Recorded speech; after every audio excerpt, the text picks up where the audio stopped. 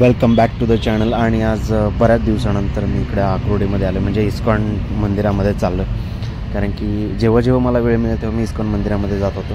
आणि यावेळेस इस्कॉन मंदिरामध्ये आल्यानंतर बराचसा बदल केलेला होता, त्याच्यामुळे म्हटलं की चला एक आलोच आहे तर आपण एक ब्लॉग बनवूयात। त्यामुळे आता मंदिराकडेच चाललो आहे।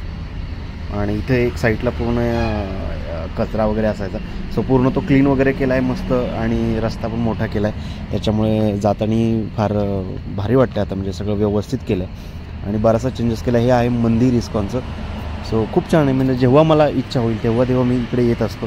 आकुर्डीमधलं हे इस्कॉन टेम्पल आहे।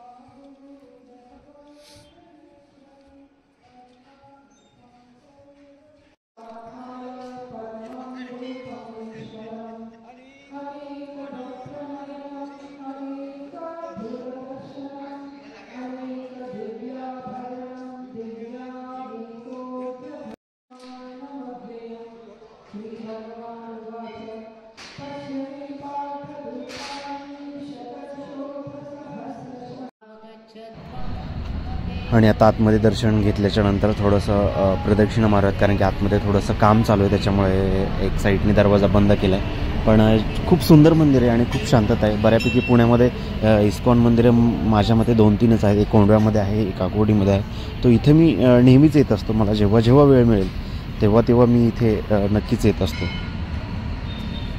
सो हे मंदिर आहे आतमधून आणि खूप छान मंदिर आहे।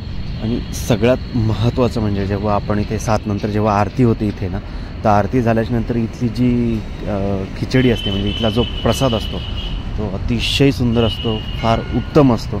त्यामुळे जेव्हा आम्ही मित्र इकडे यायचो तेव्हा आम्ही आरतीच्याच वेळेस यायचो, कारण की आम्हाला ती खिचडी खायला आवडते।